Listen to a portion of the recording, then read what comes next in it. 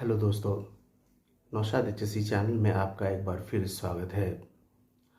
आज बात करेंगे हम सेफ्टी ऑफिसर्स या एचएससी ऑफिसर्स के रोल और रिस्पॉन्सिबिलिटी क्या होती है। इसके बारे में आज हम बात करेंगे, क्योंकि जब हम प्रोजेक्ट पे काम करने के लिए जाते हैं तो हमें ये चीज़ जानना बहुत ज़रूरी होता है और ये चीज़ हमें क्लाइंट इंटरव्यू में पूछती है। तो आज हम इसी के बारे में बात करेंगे। तो वीडियो को शुरू करने से पहले अगर आप मेरे चैनल पर नए हैं तो मेरे चैनल को लाइक करें, सब्सक्राइब करें, शेयर करें और बेल आइकन घंटी दबाना ना भूलें, ताकि आने वाले वीडियो की नोटिफिकेशन आप तक पहुंचती रहे बिना किसी बाधा के। तो चलिए वीडियो शुरू करते हैं। एज ए एसएससी ऑफिसर या सेफ्टी ऑफिसर आप साइट पे जाते हैं तो सबसे पहला आपका काम क्या होता है। सबसे पहले हम किसी भी काम को स्टार्ट करने से पहले सभी को इकट्ठा करना और टीबीटी अटेंड करना।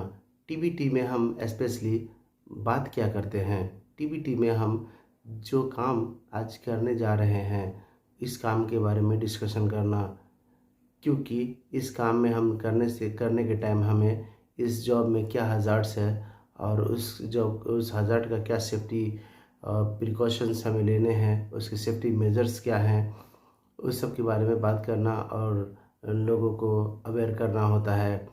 और हमें उस जॉब को सेफली करके हमें वहाँ से निकलना होता है। इसलिए हमें अच्छी तरीक़े से लोगों को मोटिवेट करना, समझाना कि आपको आपकी जॉब जो है, रिस्पॉन्सिबिलिटी है, जो भी आपका जो ड्यूटी दिया गया है आप उसे ही करें, किसी और दूसरे काम में आप इन्वॉल्व ना हो, क्योंकि उसकी नॉलेज आपके पास नहीं होती।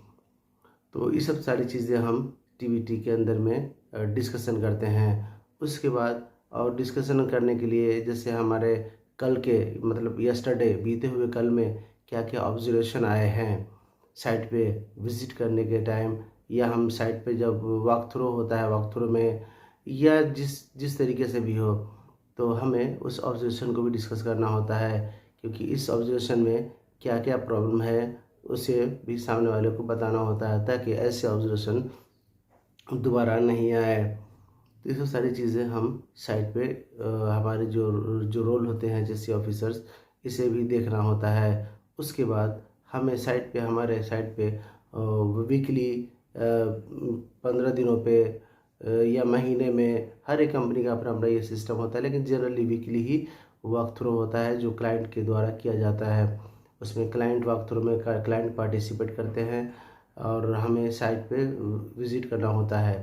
तो उस वॉक थ्रू के अंदर में उस वॉक थ्रू को हमें पार्टिसिपेट करना है और क्लाइंट के द्वारा जो भी कमेंट्स होते हैं, जो भी ऑब्जर्वेशंस होते हैं, उसे रेक्टिफाई करना और उसे क्लोज आउट करके क्लाइंट को वापस भेज देना कि हमने इस चीज़ जो अभी फाइंड आउट किया था उसे हमने क्लोज आउट कर दिया है।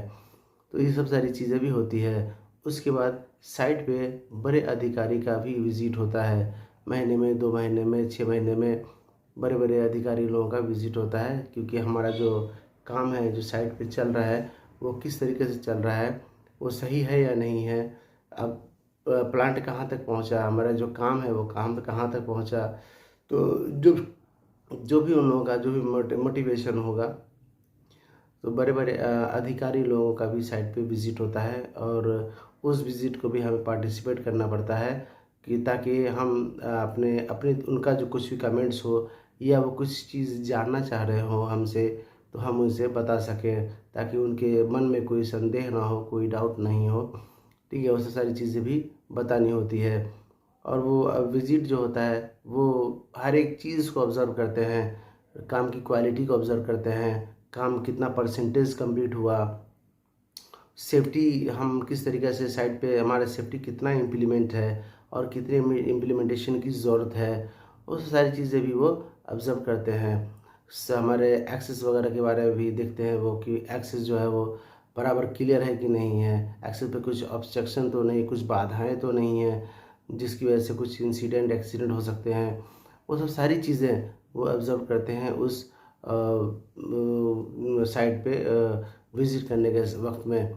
तो हमें उनके साथ में मिलके जो भी उनके कमेंट्स होते हैं, जो भी वो इम्प्लीमेंटेशन चाहते हैं, वो भी हमें उनको रेक्टिफाई करना है और उनको क्लोज़र करके उन्हें भेज देना होता है। तो ये सब सारी चीज़ें भी हमारी ड्यूटी होती है। उसके बाद हम साइट पे हमारे साइट पे कुछ नियर मिस हुआ, कुछ इंसिडेंट हुआ, कुछ एक्सीडेंट हुआ, तो उस चीज़ का भी इन्वेस्टिगेशन होता है। तो इन्वेस्टिगेशन करने का कारण ये होता है कि ये जो इंसिडेंट, ये जो एक्सीडेंट, ये जो नियर मिस हुआ है, वो नियर मिस को साइट पे किस तरीके से रोका जाए, किस तरीके से इसकी रोकथाम हो, या किस वजह से हुआ है, इसके रूट काउज़ क्या हैं, वो सारी चीज़ें, ताकि फ्यूचर में फिर ऐसी घटनाएं दोबारा नहीं हो। तो उसके लिए ये भी किया जाता है। तो हमें उसमें भी हमें पार्टिसिपेट करना है। और जो भी वो लोगों का जो भी कुछ कमेंट्स होता है, कुछ बताते हैं वो लोग, तो हमें उस चीज़ को भी मन में जो है रखे हमारे जो, या वो कुछ हमसे जानना चाहते हैं तो उन्हें बताना होता है। क्योंकि एज ए सेफ्टी ऑफिसर आप साइट पे ही रहते हैं, तो बहुत कुछ आपसे जानना चाहेंगे। क्यों आप इस एरिया के इंचार्ज हो, या इस एरिया में आपका ही मॉनिटरिंग चलता है, यहाँ पे आप भी मॉनिटर करते हो, तो आप किस तरीके का क्या क्या चीज़ देखा, या फिर ये क्यों हुआ। बहुत सारी बातें होती है उस एक्सीडेंट में डिस्कशन किया जाता है, ताकि फिर ये चीज़ जो है, ये घटनाएं दोबारा नहीं हो। ये सब सारी भी चीज़ें होती हैं।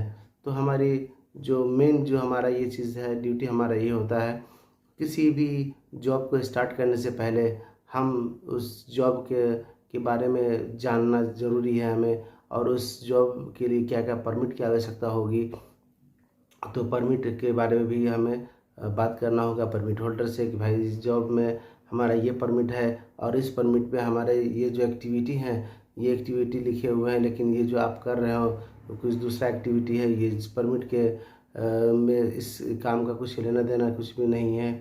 ठीक है। तो सारी चीज़ें हमें एज़ पर परमिट हमारे साइट पे काम होना चाहिए, ये भी हमारी एक ड्यूटी होती है। ठीक है। तो ये सारी चीज़ें हमें देख के हमारे जिम्मेदारी को बराबर जिम्मेदारी समझ के हमें, क्योंकि सेफ्टी ऑफिसर का जो रोल होता है, जो रिस्पॉन्सिबिलिटी होती है, वो काफ़ी जिम्मेदारी भरा होता है। और उसे जिम्मेदाराना तौर पे आप उसे समझें और उस चीज़ को फुलफ़िल करें। अपना 100% हमें हमेशा देने की कोशिश करें। क्योंकि जब कोई इंसिडेंट या एक्सीडेंट साइट पे होता है, जब तो सबसे पहले वहाँ पुलिस आएगी। पुलिस आती है तो ये जो भी मैनेजमेंट लेवल के आदमी आते हैं, तो सबसे पहले आपसे ही सवाल पूछेंगे। बाद में वहाँ पे कोई भी सुपरवाइजर से या इंजीनियर से जो भी वो पूछा जाता है। ठीक है। तो एज ए सेफ्टी ऑफिसर आप को अपनी जिम्मेदारी को बखूबी समझना होगा और उससे अंजाम देना होगा। Thank you.